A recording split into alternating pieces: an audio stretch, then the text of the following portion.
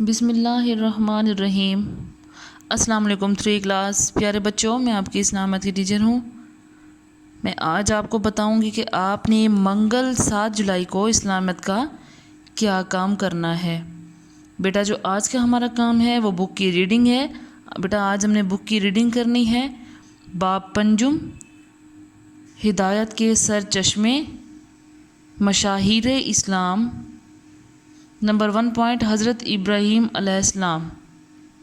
بیٹا آج ہم نے اس لیسن کی ریڈنگ کرنی ہے۔ میں آپ کو بتاؤں گی بیٹا آپ لوگ اپنے پاس ہائی لائٹر اور شارپ کی بھی پینسل بیٹا اپنے پاس رکھ لیں اور ایک ریزر بھی، اور بیٹا کوشش کیا کریں کہ بک پر ریزر کا استعمال بہت کم کیا جائے اور بالکل بھی بلکہ نہ کیا جائے، کیونکہ بک پر اگر ریزر ہو جائے تو وہ رائٹنگ نیٹ نہیں نظر آتی جو لکھتے ہیں آپ بک پہ میننگ جس بھی ورڈ کا۔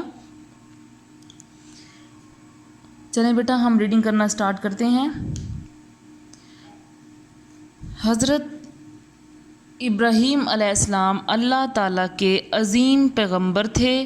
آپ علیہ السلام کو خلیل اللہ یعنی اللہ تعالیٰ کا دوست کہا جاتا ہے۔ خلیل مینز دوست، اللہ تعالیٰ کا، خلیل اللہ مینز اللہ تعالیٰ کا دوست کہا جاتا ہے۔ بیٹا آپ نے اس لائن کو ہائی لائٹ کر لینا ہے، یہ امپورٹنٹ لائن ہے، یہ آپ سے شارٹ کویسچن بھی دیا جا سکتا ہے آپ کو اس کا۔ بیٹا اچھی طرح سے یاد کر لیں، حضرت ابراہیم علیہ السلام اللہ تعالیٰ کے عظیم پیغمبر تھے۔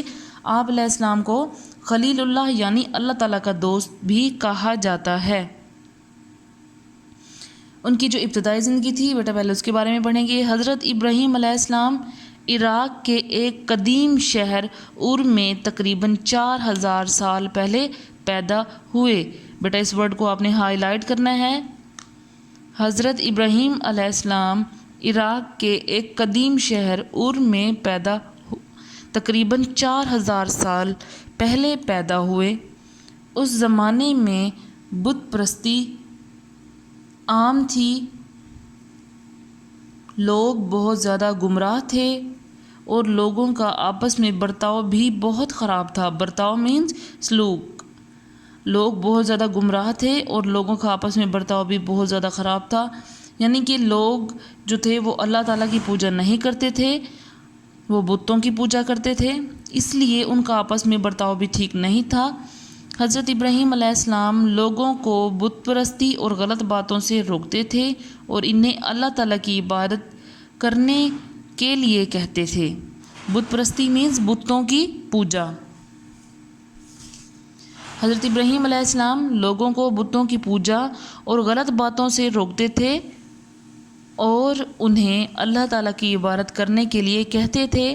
آپ علیہ السلام کی تعلیم اور ہدایت کی وجہ سے لوگ آپ علیہ السلام کے دشمن ہو گئے۔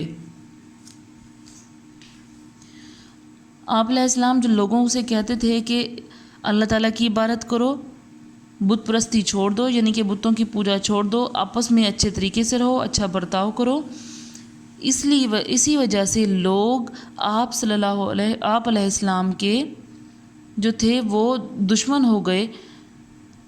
انہوں نے ایک بار یہ اس طرح سے کیا کہ آگ میں ڈالنے کا واقعہ بیٹا یہ میں آپ کو بتاؤں گی۔ حضرت ابراہیم علیہ السلام لوگوں کو بت پرستی، شرک اور بری عادتوں سے باز رہنے کی تلقین کیا کرتے تھے۔ آپ علیہ السلام کو بت پرستی سے سخت نفرت تھی۔ ایک مرتبہ حضرت ابراہیم علیہ السلام کی قوم کے لوگ کسی میلے میں گئے ہوئے تھے۔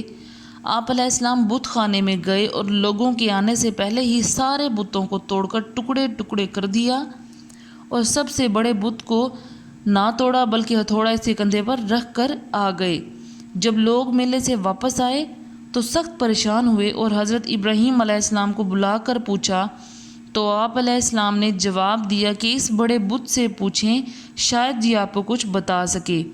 وہ کہنے لگے کہ یہ بت کیسے بولے گا؟ تو آپ علیہ السلام نے فرمایا کہ پھر ایسی چیزوں کو کیوں پوچھتے ہو جو تمہیں نفع یا نقصان نہیں دے سکتی؟ بیٹا اس لائن کو انڈر لائن کریں۔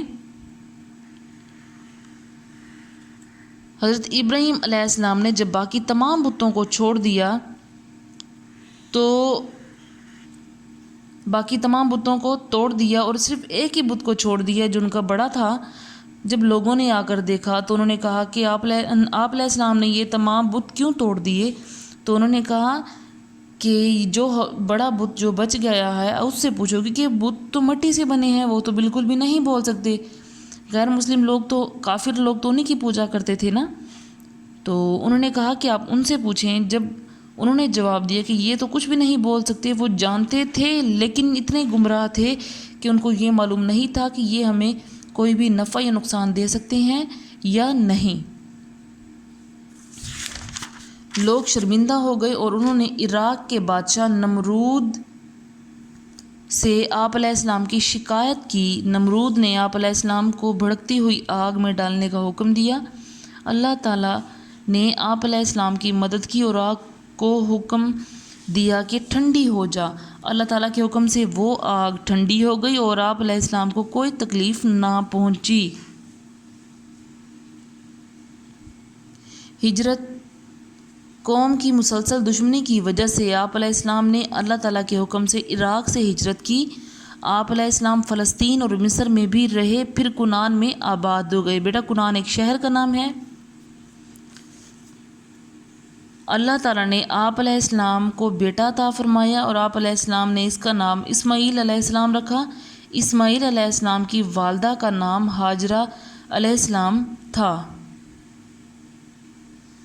بیٹا اسی طرح سے آپ نے اس لیسن کی ریڈنگ کرنی ہے اور آپ نے اسی طرح سے پڑھنا ہے۔ بیٹا یہ ایک سٹوری ٹائپ لیسن ہے، بہت ایزی ہے، بہت انٹرسٹنگ ہے، اس میں کسی قسم کی بھی مشکل نہیں ہے۔ جب آپ بیٹا لیسن کی ریڈنگ کریں گے تب آپ بک کی ایکسرسائز آسانی سے فل کر سکتے ہیں۔ بیٹا ایک اور ان کا جو واقعہ ہے وہ یہ ہے، اللہ تعالیٰ نے حضرت ابراہیم علیہ السلام کو حکم دیا کہ وہ اپنی بیوی اور بیٹے کو صحرا میں چھوڑ آئیں۔ یہ وہ جگہ ہے، صحرا جو ہے یہ آج کل وہ جگہ ہے جہاں آج کل مکہ مکرمہ کا شہر آباد ہے۔ کہاں چھوڑ دیا تھا انہیں؟ صحرا میں چھوڑ آئے تھے۔ وہ جگہ صحرا وہ جگہ ہے جہاں آج کل مکہ مکرمہ کا شہر آباد ہے۔ اس صحرا میں اس وقت کوئی آبادی نہ تھی۔